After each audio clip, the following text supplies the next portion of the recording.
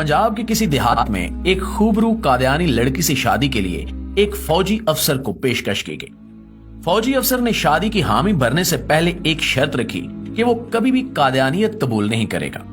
कादियानियों ने इसकी शर्त मान ली और लड़की फौजी ऑफिसर के साथ रवाना कर दी। शादी के बाद रिश्ते नाते में आना जाना लगा रहा और नरमी से फौजी ऑफिसर को भी मायल किया जाता रहा। एक दिन कादियानियों के मजहबी रहनुमा तशरीफ फरमा थे और उन्होंने फौजी अफसर से कहा कि आप मिर्जा गुलाम अहमद कादियानी को नबी नहीं मानते ना माने, लेकिन हमारी एक बात कबूल कीजिए। आप इस्तिखारा कीजिए कि आया नबी करीम सल्लल्लाहु अलैहि वसल्लम के बाद कोई नबी है या नहीं, मिर्जा गुलाम अहमद कादियानी सच्चा नबी है या नहीं। प्यारे साथियों, फौजी अफसर को जहर पिलाया जा रहा था, मगर उसे पीते हुए एहसास तक नहीं हुआ कि वो जहर का प्याला चढ़ा चुका है। उसने इस्तिखारा करने की हामी भर ली। रात को इस्तिखारा किया तो ख्वाब में नजर आया कि मिर्जा गुलाम अहमद कादियानी नबी बना हुआ है और उसके आसपास लोग जमा है। वो सुबह उठा तो अपने किए हुए इस्तिखारे के मुताबिक कादियानियत पर ईमान ले आया। महज खुद ईमान लाता तो इतना मसला नहीं था, उसने बाकायदा मिर्जे की नबूवत की दावत देना भी शुरू कर दी और अपने खानदान को मिर्जा कादियानी का उम्मती बना डाला। अब यहाँ पर सारे उलमा बेबस थे। जो आलम उसे दावत देता वो कहता कि मैंने किसी कादियानी की दावत पर मिर्जे को नबी नहीं माना, मैंने बाकायदा इस्तिखारा किया है और इस्तिखारे में मुझे कादियानी बतौर नबी दिखाया गया है। मुझे अज खुद ख्वाब देखने का मौका मिला है।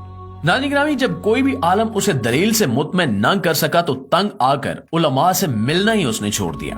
बिलाखिर पंजाब नगर के जलसे में मौलाना यूसुफ लुधियानवी शहीद तशरीफ लाए और उस टाइम उनका बहुत शौरा था और ये फौजी ऑफिसर इस ज़ौम में मिलने को तैयार हो गया कि इनके बड़े बड़े मौलवी देखे हैं, आज इस मौलवी को भी देख लेते हैं। मौलाना से जब फौजी ऑफिसर ने अपना किस्सा बयान किया कि वो किसी दावत या किसी लालच में कादियानी नहीं हुआ, बल्कि वो खुद देखी हुई दलील से मुतासिर होकर कादियानी हुआ है। इस्तिखारा अल्लाह से मशवरा है और मैंने रब के साथ मशवरा किया जिसका हुक्म मुझे इस्लाम में है, तो अल्लाह ने मुझे मिर्जा कादियानी को नबी दिखला दिया। अब मैं अल्लाह की मानूं या मौलवियों की? जो अल्लाह ने मुझे अज खुद ख्वाब में दिखाया वो छोड़कर मैं मौलवियों की कैसे मान लूं? नाज़रीन गिरामी, मौलाना ने उसका हाथ थामा और कहा कि फिलहाल रब की न मान, इस दरवेश मौलवी की मान ले कि मौलवी बताएगा कि असली रब क्या कह रहा है। मौलाना गोया हुए और कहा कि जब तुम नबी अकरम सल्लल्लाहु अलैहि वसल्लम की जात में शक से गुजरे तो तुम मुसलमान ही नहीं रहे।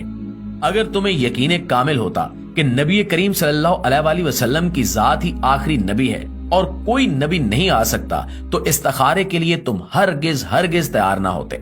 जब तुमने इस्तिखारे की ठान ली तो गोया तुम्हें शक हुआ कि सैयदुल अबरार मोहम्मद मुस्तफा सल्लल्लाहु अलैहि वसल्लम आखिरी नबी हैं भी या नहीं। जब नबी करीम सल्लल्लाहु अलैहि वसल्लम की जात से तुम शक से गुजरे तो तुम काफिर हो गए। नबी की जात में शक करना भी खुल्लम खुल्ला कुफ्र है। जो ही तुम शक में मुब्तला हुए तो काफिर हो गए और हालते कुफ्र में तुम्हें कादियानी ही नबी नजर आना था। प्यारे दोस्तों, फौजी ऑफिसर ये दलील सुनकर झूम उठा और खड़ा होकर मौलाना शहीद से लिपट गया। उसी वक्त तौबा की और फिर से मुसलमान हो गया। तो जरा सोचिए कि इब्तिदा कहां से हुई, कैसे उसे हमारे नबी करीम सल्लल्लाहु अलैहि वसल्लम की जात के हवाले से शक में डाला गया और उसका अंजाम क्या हुआ। इमाम अबू हनीफा ने भी यही कहा था कि बिना किसी दलील के खत्म नबूवत पर ईमान ले आओ, जो सवाल करेगा वो काफिर हो जाएगा। सवाल शक की बुनियाद पर किया जाता है और नबी करीम सल्लल्लाहु अलैहि वसल्लम की जात में खुल्लम खुल्ला कुफ्र है। मेरी यहाँ पे दरखास्त है कि अकीदा खत्म नबूवत के रखवाले ज्यादा से ज्यादा इस वीडियो को शेयर जरूर कीजिएगा।